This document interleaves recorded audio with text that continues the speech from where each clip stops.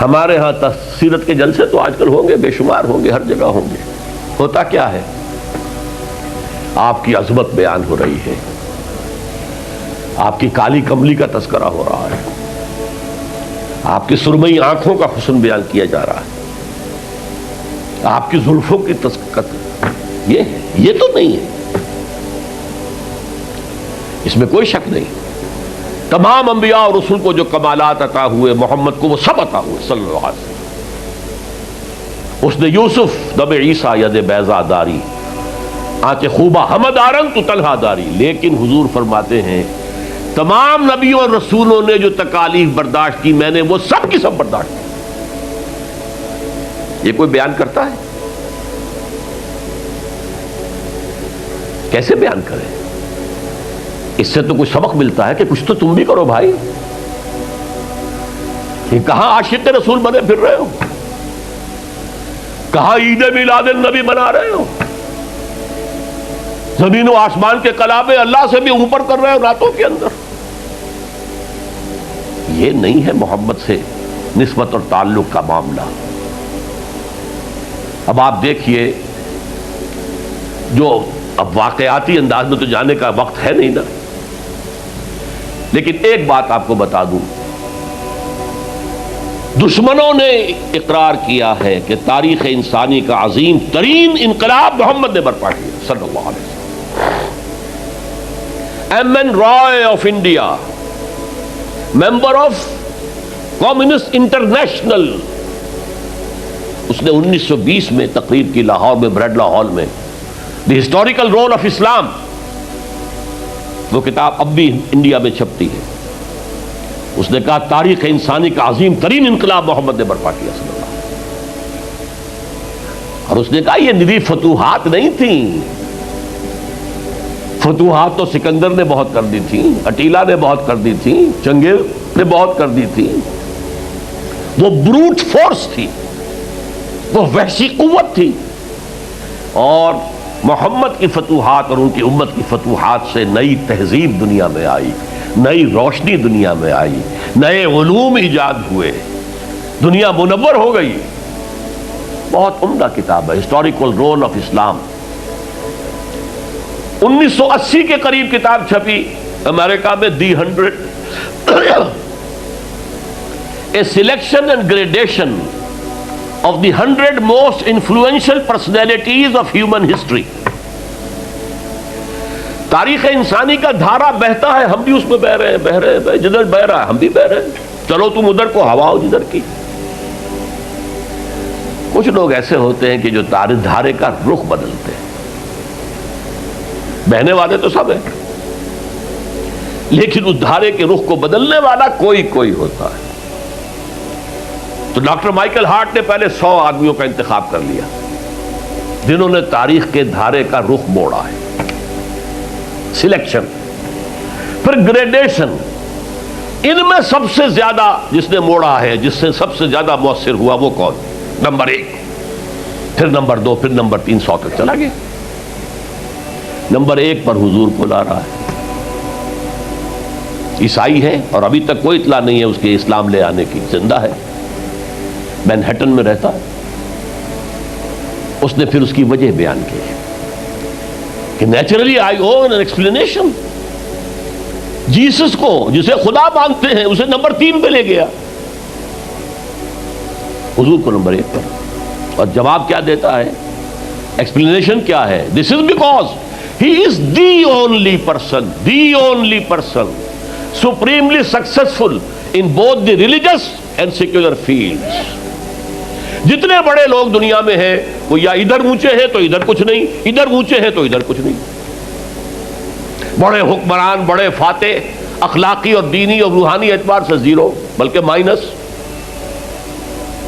بڑے مذہب، اخلاقی تعلیمات، روحانی تعلیمات بہت اونچے، گوتم بدھ، حضرت مسیح، لیکن ریاست، حکومت، سیاست 0.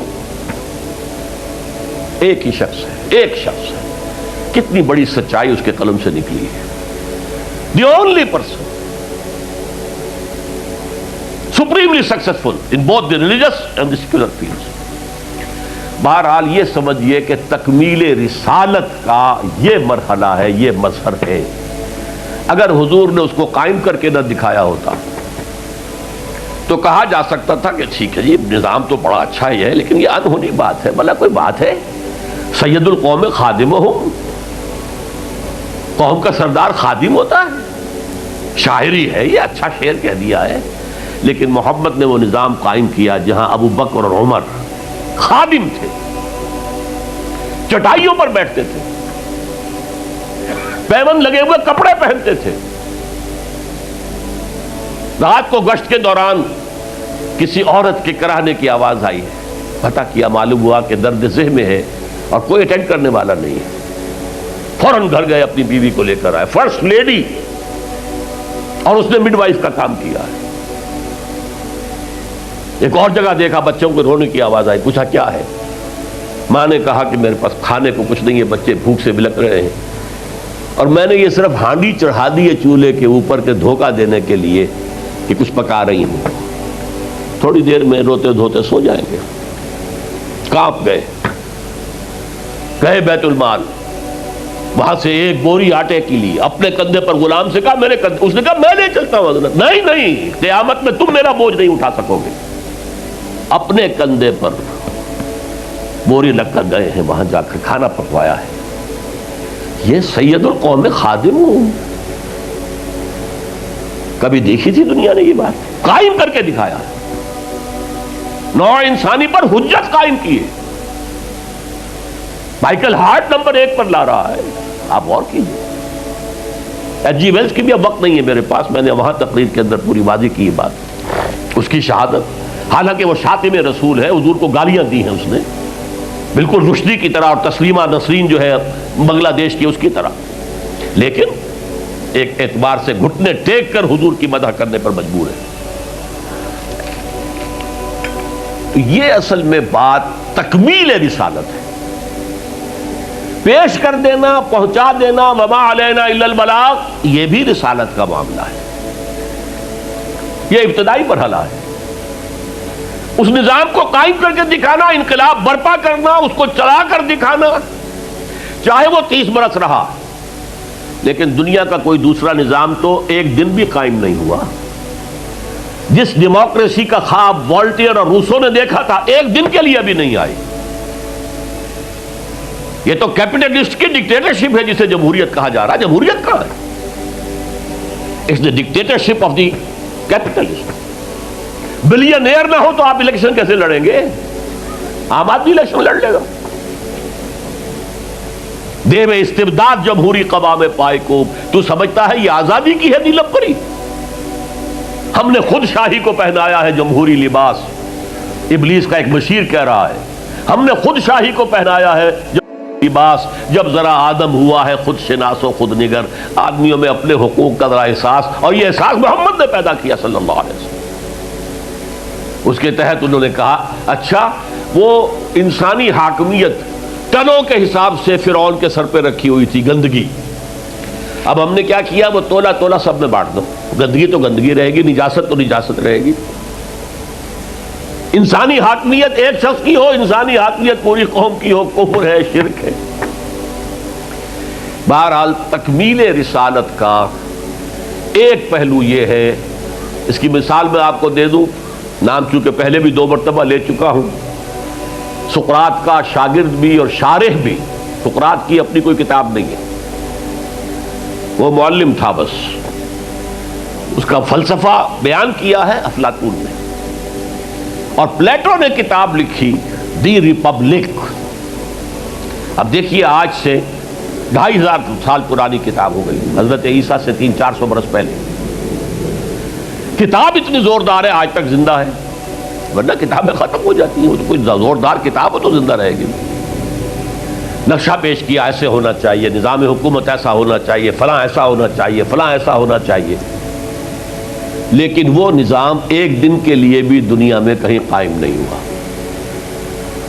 لہذا اسے کیا کہیں گے؟ یوٹوپیا ہے، ایک خیالی جنت ہے۔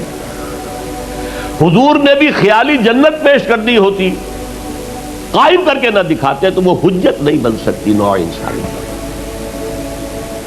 تکمیل رسالت، نہ حضرت ابراہیم کے ہاتھوں کہیں نظام قائم ہوا، حالانکہ ابو الانبیاء، خلیل اللہ، امام الناس، انی جاعلک للناس اماما واتخذ اللہ ابراہیم خلیلا، نظام تو نہیں بنا، نہ موسیٰ کے ہاتھوں نہ عیسیٰ کے ہاتھوں علیہ الصلوۃ والسلام۔ یہ صرف محمد الرسول اللہ صلی اللہ علیہ وسلم کا مقام ہے کہ آپ نے ایک عظیم انقلابی جد و جہد، میری کتاب لے کر پڑھ لیجئے اگر تقریریں نہ سنی ہو، تقریروں میں مختصر مفصل منہج انقلاب نبوی، اتنا عظیم کارنامہ، عظیم ترین انقلاب جو برپا کیا 23 برس کے اندر حضور نے، اس کے منہج کیا تھا، منہاج کیا تھا، طریقہ کار کیا تھا، اسے سمجھیے۔ منہج انقلاب نبوی میری کتاب ہے، 400 صفحے کی، سیرت کا انالیسس ہے، سیرت کا 6 steps of revolutionary process as deduced from the سیرہ of the prophet، اس کو فلسفہ سیرت کہیں گے ہم، تو پڑھیے اس کتاب۔